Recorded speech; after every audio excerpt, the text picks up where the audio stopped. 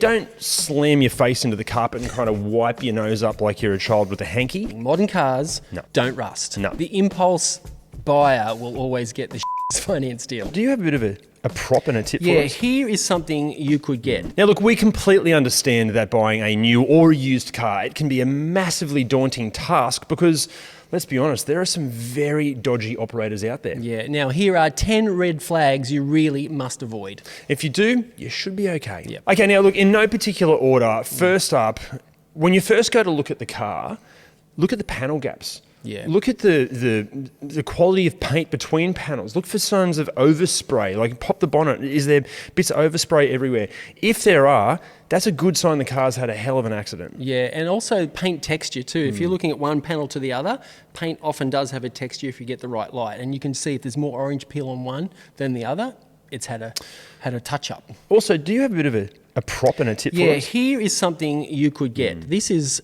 something we use all the time for pre-purchase inspections. It's a paint thickness gauge. Yes. It'll tell you in microns how thick the paint is. Now, factory paint is actually much thinner than you would think.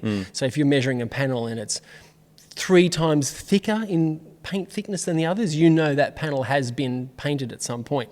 And then you can look at that panel. Well, if that panel has been painted at some point, you can look under the car and parts you wouldn't normally look at to see if there's any signs of a more serious accident. Also, another tip on this is once you've looked at the paint, if that all seems okay, panel gaps seem all right and paint seems consistent, get in the car and have a smell around. Honestly, smell for wet dog or any smells of moisture, especially if the car has a sunroof, or if you've watched any of our other ReDriven videos and you've seen cars that have some water ingress issues, because what happens if there's water in the car? What happens? I mean, we're not suggesting you get in there and sniff the seat like some sort of weirdo, but just have a general smell for moistness. Yeah, don't slam your face into the carpet and kind of wipe your nose up like you're a child with a hanky. Yeah. That's kind of weird and gross, and then probably a red flag for the seller to you. Yeah. But yeah, if it smells wet, that's not good. That can cause electronic issues down the track. Just avoid that car. Yep. Okay, next up, if you go to inspect the car and it's already warm, not a good thing. That is a red flag. Why is that? Yeah, so, and it's not always easy to do this because sometimes there are other people looking at the car. Yep. But ideally, what you want to do, you want to get there and hear the car start up from cold, especially if it's a Euro car with a lot of Ks on it. It's may have had a sketchy service history. You want to hear it from a cold start so you can hear if there are any timing chain issues. Sometimes you can hear minor exhaust leaks and things like that when they're cold. You just don't hear when the car's warmed up. So if you can get there and hear a cold start, yeah. Even an extension on that, if the owner is really trying to avoid that scenario happening, if they're doing everything they can that you can't hear the car on a cold start, yeah, and look, we understand this can be a hard one because, if you live in a city, that seller might not want you coming to visit their house. Totally get that. Yeah. But whatever you can, and especially the more money you're spending, just do everything you can to get that thing started from cold. Actually, you know what? This sort of alludes to our next one. The seller just seeming dodgy at all. We're talking about they're really hard to contact, or when they do contact, it just seems a bit weird. Or you've gone through to the point where you want to negotiate a price, but then they're asking for like a weird way of paying for it, like they're demanding a bag of ferrets, or really anything where it just doesn't feel right. Yeah, and that's the thing. If they really want to sell the car and they're serious about it, the communication should be clear. Yeah. Even if they're way too enthusiastic to sell, like they're just desperate to get out of this thing. Maybe too much communication. Yeah, way too much communication. If they're chasing you, like you put an inquiry in and hey, looking at the car, and you go and inspect it, and kind of you should be as honest with them as you possibly can be. But then they're just doing the hard sell. Yeah, watch out for an aggressive seller. That can be a red flag. Why? Why are they so hell-bent on getting out of this car? That's a good one. Be careful of that. Also, another extension to possibly even that, the price being way too low. Like, it just seems way too good to be true. If it is, it generally is too good to be true. Yeah, I mean, there are a few absolute bargains out there, and that can be a thing. But if someone's just trying to get rid of it, and the price is low, that's a big red flag. Again, what are they? Are they trying to hide something? Like if you're looking at, say, I don't know, let's go like a Mercedes-Benz C-Class for $25,000, and you find one that seems okay, and it's there for $12,000. Why is it so cheap? What's it saying? Nothing more expensive than a cheap Euro. Yeah, exactly. Actually, speaking of dodgy prices for cars, let's talk dodgy finance deals. Oh yeah. This is a tough one. Look, especially with some dealers and used car places. Some of these finance deals, they might look fantastic on the surface, but when you start digging deep into the balloon repayments and what's required at the end, that can be pretty dodgy. Yeah, and the impulse buyer will always get the shittiest finance deal. Absolutely. Yeah. Also, if you live in Australia and you have an ABN, maybe getting a chattel mortgage on the car is a smarter financial way to go than a personal loan or an actual car loan. Yeah. Even novated leases and stuff like that. Just be really careful. I think probably the worst people you can go and talk to about car finance are the car finance people at the dealership. They'll always have easy finance just yeah. to get you, in the car and out the door. Yeah. And it's nearly always the most expensive deal. We'd highly recommend just going to your accountant or go to a good financial advisor first, or just do your own homework. There's plenty of services out there to help you get the right finance deal, because we've seen some absolute horror stories with that. And better still, save up your money and buy something you can actually afford. That's a great point. I feel like I had a friend once who they were hell-bent on spending $15,000 on a car. They'd saved up $10,000. They were happy to finance the extra $5,000. And then they got approved at the dealership for $50,000. And this person just wanted to spend the $15,000. And the dealership was like, but you can spend $50,000. Yeah, right. Like, why not spend $50,000? You don't have to spend $50,000. Yeah. And expanding on your point, rather than getting a loan for $40,000 or $50,000 and getting a car, why not just save up that $10,000 and get a really good $10,000 nugget?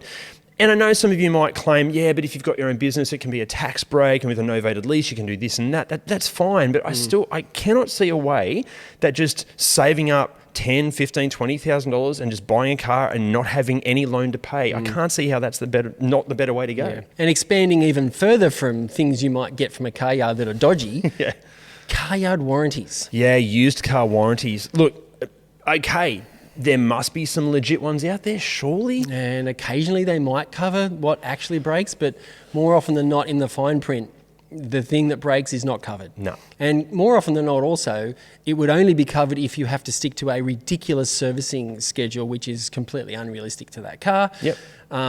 Read that fine print. Some of those aftermarket warranties are absolute rubbish. I'm going to go as far as saying that the majority of used car warranties out there are not worth the paper they're written on. Yeah. I've seen a few of them. I've been offered them with cars I've bought, and again, read that fine print. Yep. It is the most ridiculous warranty that's not going to cover anything. Yeah. There's no point. And I've been on the other end of that, where we've been doing repair work for wholesale people we work for occasionally, and those warranty companies, and we legitimately got blacklisted by one of the warranty companies because, quote unquote, we wouldn't play the game. Wow. We wanted to fit a certain part and fix it a certain way, and they said, no, you're not doing that. This is the part you have to get from the supplier, which turned out to be the wrong part anyway. Yeah, and we got blacklisted because we wouldn't sell the parts and fix it the way they wanted. Again, surely there are some legit used car warranties out there. I've personally never ever seen one. Yeah, and maybe if they're going to throw it in to sweeten the deal, maybe. But like for free. Yeah, for free. Yeah, but yeah. I certainly wouldn't pay extra money for it. No, God, no. Okay, this next red flag, this is more, I suppose, in new car world, but it's dealership add-ons like window tinting or and rust proofing. Oh God. or paint protection. Any of this stuff. Let's go window tinting first of all. This is my story of this. Bought a new car, dealership offered me window tinting. I think it was like an $800 quote to get the window tinting. I'm like, geez, that seems steep for a little car. I said, no, thank you, I'm fine. I drove literally around the corner to a window tinting place and said, hey, I want a quote on window tinting this car. And they said, oh, it's like $400. And I was like, oh, wow, okay. And I said, that's half of what the dealership just charged me. And he said, which dealership? I told him. And he just laughed and he said, we do all of their window tinting for them. And I was like, oh, okay. And he said, tell you what, I'll give you the same price we charge them, $200. Yeah. So the dealership was making $600 profit on window tinting. And they do the same with paint protection, same with rust proofing. There is a caveat to the window tinting and getting things done by the dealership. It's because if you get it on the car when you get it from the dealership, those things are also covered by the dealership warranty. So there is some reasons you might just go bugger it and spend the money. Yeah, and even in terms of convenience, like, I was fortunate to be in the position that I tinker and modify cars anyway, so I was going to do stuff to it. But if you're in the position that you just want a one-stop shop and stuff it, I'll get the window tint done, I'll get paint protection done, and you just want it all done in one place. And that sometimes gets wrapped up in the crappy finance deal as well. Exactly. But just we get it. But if you want to save some money, go and do that stuff independently. Or when it comes to paint protection, like unless it's some top-end ceramic coat, it's not worth the money that they're charging. And if the car's that expensive that it needs like that level of protection, get the thing PPF'd. Yeah, and one thing you do not need, no matter whether it's from the dealership or anywhere, is rust proofing. Modern cars don't rust. No. Not in the time you're going to own it, realistically. And if it's in an area where you have salt on the roads, they might rust from underneath, but no amount of rust proofing is ever going to save that. No. So don't waste your money on rust proofing. Yeah, actually, I wouldn't personally waste my money on any of the dealership add-ons. No. They're going to hate this because they make massive profits, as we've proven. Yeah. But remember how that thing we don't deal with new cars? Yeah, so screw them. That's probably one of the reasons why. Yeah. Massive red flag. Now, this is one we rave on about all the time. It's modifications. Yeah, and again, there's a bit of a caveat to this, but for example, if you're looking at a BMW M3, right, and the previous owner or the person selling it to you is 55 years old and the thing's got $60,000 worth of the best modifications done to it, that's probably okay, right? Yeah. But if it's a 21-year-old and it's got a giant wing stuck on it and it's got all sorts of aero and it's got a pod filter, these are all red flags. Yeah. That car is not worth the risk. Yeah, absolutely not. Steer clear of those. Yeah, even in terms of hardcore engine mods, like engine swaps and turbo kits and bigger turbos, all those things. Yeah. Are you just buying someone's dodgy project that they've abused at roll racing? Yeah, and serious mods, and this sort of enters the four-wheel drive realm as well, is aftermarket stuff on four-wheel drives. You have to be really careful in some areas that those modifications are actually road legal. Being an independent workshop, we do registration inspections, and the rules have always been pretty much the way they are, but those rules are being enforced very heavily by a lot of areas now. So independent workshops can't really just sign things off for you like they could in the good old days. No, we know of stories. We filmed a car today, and during the research of that video, we've found multiple stories where people have bought this particular four-wheel drive and they've bought it with modifications on it, and they've been great. The thing's been awesome. The mods have been really good. Then they go to re-rego the car in 7 months' time. Can't get it registered because the mods haven't been engineered and the mods are just not legal at all. So then they're stuck with a car they can't register, or they've got to spend even more money on it to remove the mods or get the thing engineered to get it back on the road. And another one there with four-wheel drives is GVM upgrades. Yeah. Make sure that it has all of the paperwork there and it's registered with the GVM and engineered. Very important. And look, we understand it's so tempting to go and buy a car that's got $40,000 worth of mods bolted to it, and you're buying basically those mods for maybe 10 grand, maybe even less. Super, super tempting. But just before you buy the car, make sure all that stuff is legal and engineered and okay to be on the car. Not just four-wheel drives, performance cars, any modifications. Or better yet, maybe just buy a completely stock example. I know it hurts, but I just think mods, it's just such a red flag. The next red flag, when the condition of the car doesn't match the case. Yeah, what we mean here is, let's say the car is showing 40,000 Ks on the clock, but the little rubber pads on the pedals are all worn out, and the steering wheel is completely smooth. Worn away. Yep, and the bolsters on the seats are all shabby and way too squidgy. Yep. There's a chance that car has more than 40,000 Ks on it. Yeah, it's probably more of a thing to look out for in older cars, because a lot of new cars it is more difficult. Not impossible though. It is more difficult to alter the odometer, but something you really have to look out for. Especially on older imports. I've had so many friends caught on this, because when cars are imported, during that process, there's some dodgy grey importers out there that'll rip out the gauge cluster and put a brand new one in, so you're thinking you're getting less Ks. Sometimes they're pretty savvy on how they do it, so the car might be, say, 210,000 Ks on it, and they just drop it back to about 150, so you're not really sure about that. we've done a whole import guide video. Check it out. The link is down below. Just stick with legitimate importers like Colton Classic. Justin down there is great. Go Garage. There are plenty of legit importers out there. Yeah. Steer clear of the dodgy ones. Yeah. Now, another thing to look out for here is just have a good look at the tyres. Make sure all those tyres actually match. Yeah, and look, obviously the caveat here is, what are you spending on the car? If we're talking about a $1,500 or $2,000, bomber of a car around town, the tyres don't match, no big deal. Yeah. But especially if you're looking at a performance car or anything nice and the tyres don't match, front to back. So front to back's okay. Yeah, it's all right. But if, corners aren't matching, we've got one dodgy tyre on there, it's a really good sign that that owner has been cutting corners financially. Where else are they cutting corners? Yeah, and it's not just the brand of the tyre. Check the size as well. We've seen plenty of times where the tyre size doesn't even match. Yeah, I've seen tyres where all 4 tyres are completely different. Different brand, different conditions, different sizing. If they're that dodgy with the one part of the car that touches the road, arguably one of the most important safety features of the car, where else are they cutting financial corners? Just on sizes, just be aware, some BMWs and Audis have staggered.